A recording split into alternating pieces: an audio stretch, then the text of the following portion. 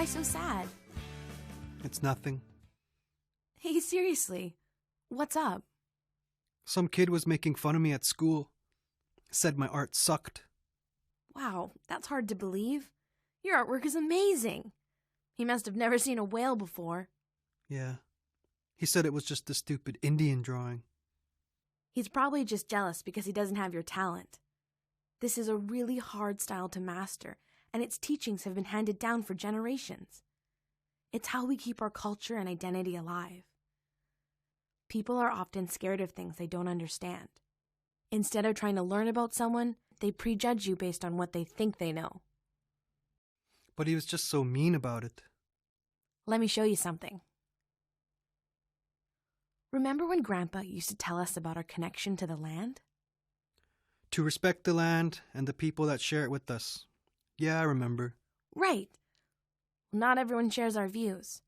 And for the longest time, we have been told we are not part of this land at all. But we've been connected to the land forever. Not everyone believes that. Wow. This is cool. What is it? It's something I've been working on. Why is there so much space before contact? Because we were living here long before Europeans arrived. Wow. This is how it was on Turtle Island pre-contact. We lived in harmony with the land. This delicate balance allowed us to thrive for generations. Look, a ship has landed. Why did that person put a flag there? He's claiming this land for his country. European explorers believed this land was free for them to take, and they set up colonies to expand their empires. They did not consider the indigenous people that had lived here for tens of thousands of years. This is when colonialism started. What's colonialism? Well, colonialism is when a culture or country expands their power over another. They believe their way is the right way and will try to force other cultures to be like them. That doesn't sound too good. It's not. The colonizers want us to be exactly like them. They did not see us as equals. They treated us poorly and called us savages. They wanted us to abandon who we were and what we believed in. In particular, they wanted to disconnect us from the land because they wanted the resources it contained. What's important about that year? I'll show you. It looks different but feels like home. What's that person reading? He's reading a new declaration. He's telling the people that the land doesn't belong to them anymore. They have to relocate to an area that is chosen for them. What? How do they get to decide that? They thought they owned this land and all its resources. So they used force to make us move, which wasn't right. We were responsible for taking care of the land. The colonizers didn't understand this. They thought they were superior to us and didn't see any value in the way we lived our lives. What you're seeing is the beginning of the reserve system we still live with today. Why are all those people celebrating? Today marks the birth of Canada. Where are all the indigenous people? I don't see any. We weren't allowed to be here. At this time, we are still seen as inferior and not even considered human. That's so unfair. Unfortunately, that was the way a lot of people thought in those days. What's happening now? Politicians are approving the Indian Act. It's a law that tells us who we are, where we're supposed to live, and what we can and cannot do. It still exists today, but they never identified us as indigenous. They called us Indians and are still legally allowed to call us that. But I thought Indians were from India. Man, did they ever get their geography wrong? No kidding. History is written by the oppressors. There's more. Now the agents are creating a registry for those who are status Indians. You mean this? Yes, that card says you're an Indian in the government's eyes. It's how they keep track of your identity. Pfft, they can't tell me who I am. That's the kind of power the government had and continues to have over us. It was worse then. The Indian agents enforced the rules of the Indian Act. They treated us like children. We couldn't leave the reserve without their written permission.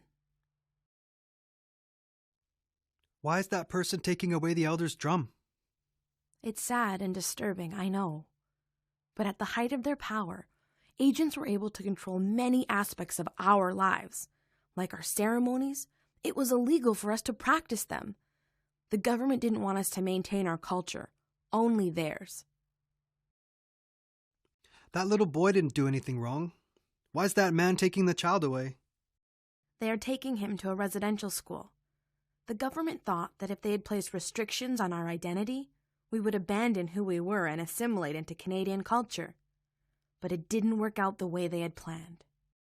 So the government thought it was easier to take the children away from their families and teach them what it was to be Canadian. That's not right. It's hard to watch, but that's what happened. They tried to erase our identity. Students would get punished for speaking their own language. It was a traumatic experience for everyone that went to residential school. That pain didn't end when they left either. It stayed for generations, and we're still feeling the effects today.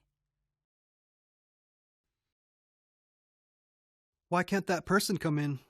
It looked like he wanted to help them. That's because back in the 1920s, it was illegal for us to band together. We couldn't use our resources, raise money, or hire lawyers to defend our rights in court. They really didn't want us around, hey? They did whatever they could to make us feel powerless. It wasn't just the government that was trying to chip away at us. Wait, that kid was happy to see one of our people get shot. We aren't the bad guys. No, we aren't. But this is the attitude that was being sold to the general public. While the government oppressed us and made us feel ashamed of who we were, popular culture reinforced it. Corporations use our images as mascots to brand their teams. They hide behind their racist logos and tell us they are honoring us. I don't see any honor in what they're doing. There isn't. What's worse is they're treating our identity as something that can be sold. This still happens today. This is where things start getting interesting. It's a time of political and social change. Protesters were fighting against oppression to gain equal rights for everyone. We were no different. The government made another attempt to create a national body and identity and tried to pass the White Paper. On one hand, it would get rid of the Indian Act, but it would also completely erase our distinction as Indigenous people. Wow, there's so many of us united. Yeah, I think the government realized just how powerful we are when we stand together. Why does this door have a question mark? Because this part is still being written. I know the racism you experienced was hurtful, but you should never feel alone. You can always find someone to turn to, whether it's me, our family, friends, or teachers. Always remember that we are a strong people. And even though the colonizers attempted to destroy our spirit, we kept our culture alive. Now it's up to us to decolonize and stand up against racism and say, no more.